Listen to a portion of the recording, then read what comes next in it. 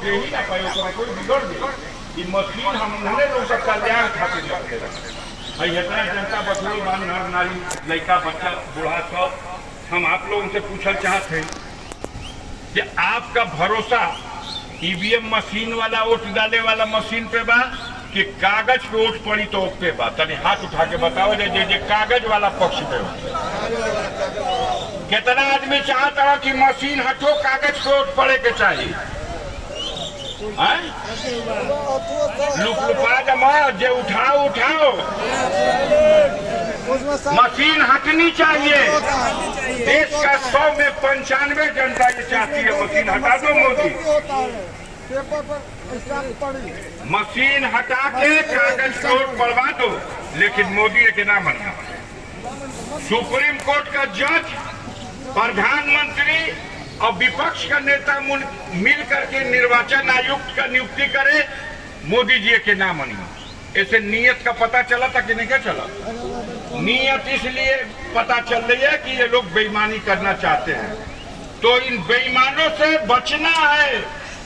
इनकी नियत है कि किसी भी तरह से इस बार सरकार में आ जाए तो बाबा साहब भीमराव अंबेडकर के उस संविधान को, जिसने भारत की हर जनता को अपनी रक्षा, अपनी सुरक्षा और अपने मान सम्मान के साथ इस देश में जीने का अधिकार दिया है, उस संविधान को हटा दें। हम नहीं समझते कि भारत की जनता उन लोगों को मौका देगी जो देश के संविधान बदलना चाहते हैं। उन लोगों को मौका भारत की जनता कभी नहीं देगी जो लोकतंत्र समाप्त करना चाहते हैं। संविधान की रक्षा में वोट देने वाले जरा हाथ उठा के बताओ कितने लोग हैं जो बाबा साहब भीमराव अंबेडकर के संविधान की रक्षा करने के लिए वोट देना चाहते हैं? सभी तैयार हैं। यही देश का माहौल है। आज चुनाव जनता बनाम भारतीय जनता पार्टी हो गया है। सफाया निश्चित है। मोदी और मोदी की सरकार अब इतिहास बन चुकी है। भारत में वर्तमान नहीं रह गई, ना आने वाले दिनों में वो देश का भविष्य बनेगा। हिम्मत करने की जरूरत है। करिए मत, साहस करिए। लोकतंत्र को बचाने के लिए, अपने बच्चों के भविष्य को बचाने के लिए इस देश को फिर से गुलाम मत होने दीजिए। ये लोग इस देश को फिर से गुलाम करना चाहते हैं और देश की गरीब जनता को गुलामों का जीवन जीने के लिए मजबूर करना चाहते हैं। ऐसी स्थिति में इंडिया गठबंधन के लोग गठबंधन बना करके मोदी की सरकार को बेदखल करने के लिए लामबद्ध हो चुके हैं। हम आपसे अपील करने के लिए आए हैं साथियों, मरोड़ना पड़ता है जालिमों का। यही अपराध है साथियों। आपकी दुआ और दया बनी रहे।